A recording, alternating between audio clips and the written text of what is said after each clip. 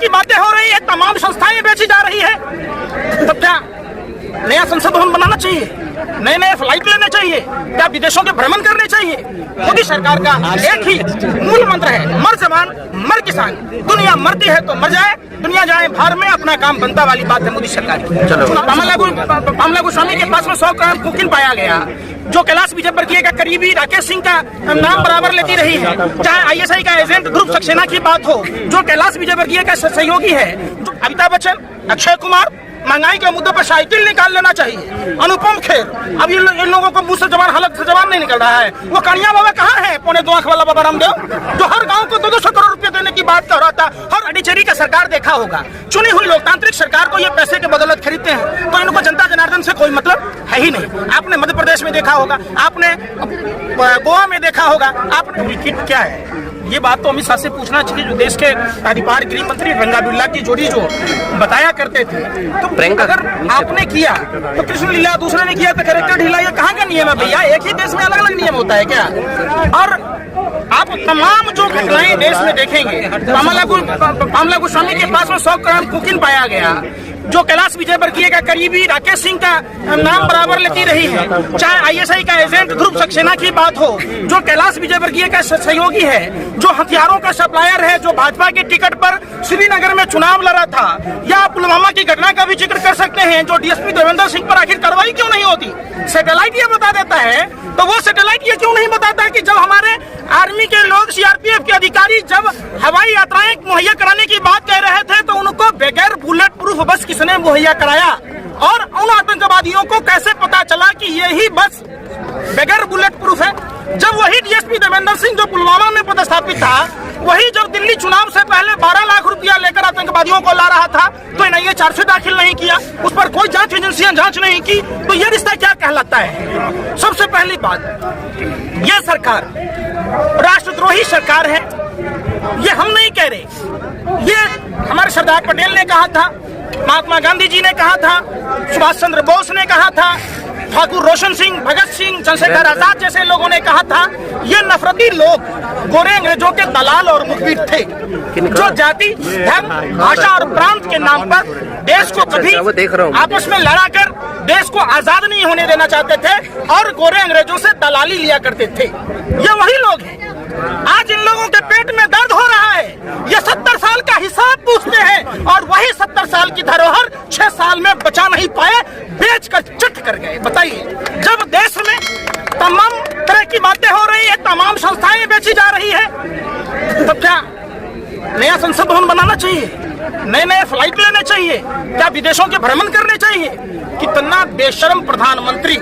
ये पूरी टीम मदारियों की टीम है, ये मोदी नहीं मदारी है। झूठ बोलने की इसको जन्मजात बीमारी है, जब से पैदा लिया लगातार झूठ बोलता रहा है। आपने देखा होगा, बहुत हुई महंगाई की मार, अब की बार भाजपा सरकार, बहुत हुआ नारियों पर अत्याचार, अब की बार भाजपा सरकार, किसानों की आय दुगुनी करने की बात, युवाओं को 2 करोड़ युवाओं को रोजगार देने की बात। अब तो इतने शर्म की बात है कि प्रधानमंत्री के गोद लिए हुए गांव में पंचायत चुनाव भाजपा के उम्मीदवार हार जाते हैं। इससे बेहद शर्मनाक बातें क्या हो सकती? जो प्रधानमंत्री हर सांसद को 5 गांव आदर्श गांव बनाने की बात कह रहे थे, उनके बनारस लोकसभा क्षेत्र में सरपंच का चुनाव हार गए उम्मीदवार, तो इससे बेहद शर्मनाक बातें क्या हो सकती? तमाम जो बातें प्रधानमंत्री जी बोला करते थे या भाजपा RSS के लोग बोला करते थे, उनके सहयोगी लोग अमिताभ बच्चन, अक्षय कुमार, महंगाई के मुद्दे पर साइकिल निकाल लेना चाहिए। अनुपम खेर, अब इन लोगों को मुंह से जबान, हलक से जबान नहीं निकल रहा है। वो कनिया बाबा कहाँ है? 2.25 आंख वाला बाबा रामदेव, जो हर गांव को 200 करोड़ रुपए देने की बात कह रहा था, हर गांव को ब्रिटेन और अमेरिका से आगे ले जाने की बात कह रहा था, जो काला धन का 500 रुपए की गड्डी का सीढ़ी बनाकर स्वर्ग तक जाने की बात कह रहा था, उधर जाने की बात कह रहा था। लड़कों में ठेलम ठेली कर रहे कनिया। अरे आ जाओ, 2.25 आंख वाला बाबा रामदेव अपने 2.25 से 2 नहीं कर पाया, तो देश की जनता को क्या करोनिल का देश हित में है? अरे सब देश हित में है। करोनिल के दवा हर्षवर्धन जी या नितिन गडकरी जी जब लॉन्च किए थे, देश हित में है। हिमालय की गोद से नमक निकाल के लाए, उसमें एक्सपायरी डेट लिखा रहता है, वो देश हित में है। देश हित में गौमूत्र बेच ले रहे। देश हित में ये नहीं है कि आदमी के पास रोजगार के साधन नहीं है। कभी मोदी जी युवाओं से बात करते, रोजगार दो, मन की बात में तो आते ना, मन की बात अगर किए होते तो जिसकी मांग में सिंदूर भरे बेचारी जसोदा बहन जी को क्या बना दिया? न वो कुमारी है, न सुहागन है, न विधवा है, वैसे ही देश बना हुआ है। और यही हाल किसानों के बिल का भी होगा। न किसान बिल जसोदा बहन की तरह, न कुमारी, न सुहागन, न विधवा किसी श्रेणी में नहीं रहे। तो क्यों सरकार अपने ही बोले हुए बातों को अमली जामा नहीं पहना रही? इस सवाल उठता है। ये लोग बेशर्मों की टोली है, इनको लाज शर्म कहीं नहीं होता है। मनोज तिवारी कह रहे हैं अगर कांग्रेस की सरकार होती तो 200 रुपए लीटर होता थे। ये हौसले रिंगिया के पापा ब्राह्मण होके 5 रुपया के अंडा के लिए छीछा लेदर किया, उसे नाचने गाने वाले नचनिया बजनिया से बात करते हैं। अरे उसका ऐसे तो 5 रुपया में स्तर गिर गया था। तो बिग बॉस में पूरा विश्व ने देखा कि 5 रुपया के अंडा के लिए महिला का अपमान करता है। सिर्फ एक कलाकार का काम क्या होता है? जो गाना बजाने वाला है उसको गाना नहीं गाने के लिए कहिएगा। अभी दिल्ली कूच की आप बात कर रहे हैं, क्या यहाँ से सरकार को सुनाई नहीं दे रहा कि इतने बड़े आंदोलन से आप दिल्ली जाने की बात कर रहे हैं बार ये बार? सरकार कैसे सुनेगी? ईवीएम जो चुनाव आयोग से गायब हुए करीब 2 लाख के करीब, वो ईवीएम कहाँ है? और जो ईवीएम मेंटेनेंस कंपनियां हैं वो भाजपा सांसदों के ही हैं। दूसरी बात, आपने अभी पांडिचेरी का सरकार देखा होगा। चुनी हुई लोकतांत्रिक सरकार को ये पैसे के बदौलत खरीदते हैं, तो इनको जनता जनार्दन से कोई मतलब है ही नहीं। आपने मध्य प्रदेश में देखा होगा, आपने गोवा में देखा होगा, आपने गुजरात में देखा होगा, आपने कर्नाटक में देखा होगा। तो ये सरकार अगर सुनती, गूंगी बहरी नहीं होती, तो क्या किसान भाई तो दिल्ली कूच करके सुन लेगी? दिल्ली कूच करोगे तो सुन लेगी? क्यों नहीं सुनेगी? कलेजा पर कदो दरिएगा तभी न सुनेगी। अभी कदो न दरा रहा है, दूर से बोला जा रहा है, इसलिए नहीं सुनेगी। तो सुनती तो फसलों के दाम बढ़ाती ना। कह रहे हैं कि ऐसे भीड़ इकट्ठा करने से कोई कानून वापस नहीं होते हैं। देखिए, ये लोग वही लोग हैं। ये लोग हमेशा भीड़ का हिस्सा बनकर भीड़ को अनियंत्रित करते हैं, भीड़ को बदनाम करते हैं। जो लोग देश हित में बात करते हैं उनको बदनाम करने का कोशिश करते हैं। लगातार आपने देखा होगा। तो भीड़ क्या ये भीड़ आपको नजर आ रहा है? ये स्वेच्छा से आए हुए लोग हैं जो अपनी अपनी खेती की विरासत को बचाना चाहते हैं। देश को दूसरी गुलामी की ओर जो जा रहा है देश, ये अंबानी अडानी की दलाली में जो देश को गुलामी की ओर ढकेला जा रहा है। ईस्ट इंडिया पार्ट 1 की सरकार जैसे गुलाम बनाई थी देश को, ऐसे ईस्ट इंडिया पार्ट 2 के लोग बनाना चाह रहे हैं। इसको देश बचाने की लड़ाई है। और ये लोग कुछ भी बोलते हैं, इनका तो क्या है, मुंह में राम बगल में छुरी। संजीव बालियान लोगों को समझाने के लिए जा रहे हैं गांव-गांव, लेकिन वहां पर जो उनका कुछ लोग विरोध कर रहे हैं तो उन पर हमले हो रहे हैं। कैसे देखते हैं इस घटना को? देखिए, समझाने नहीं जा रहे हैं। मदारी को आपने देखा होगा, मदारी खेल दिखाता है। भाजपा पूरी मदारियों की टोली है।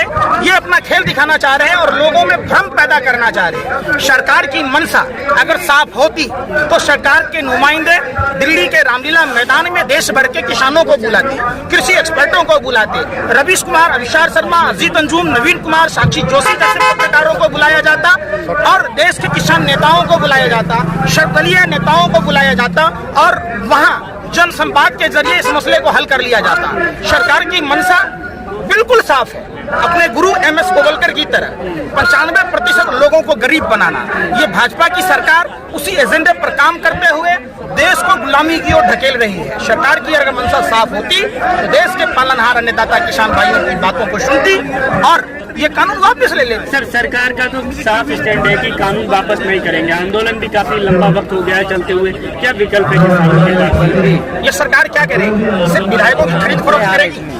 सरकार जब WHO ने 31 दिसंबर को कोरोना का संज्ञान लेने की बात की तो ये सरकार 22 विधायकों की नीलामी या टर्म की गुलामी कर रही थी, जिसके कारण देश का पट्टा बैठ गया। क्या ये सरकार थी तो 1 रुपए का मास्क देने की औकात नहीं थी, 200 रुपए ट्रेन टिकट देने की औकात नहीं थी। लाल बहादुर शास्त्री जी जैसे नेता हुए देश में जिन्होंने जय जवान जय किसान का नारा दिया। प्रधानमंत्री नरेंद्र मोदी जी कहते हैं मर जवान मर किसान।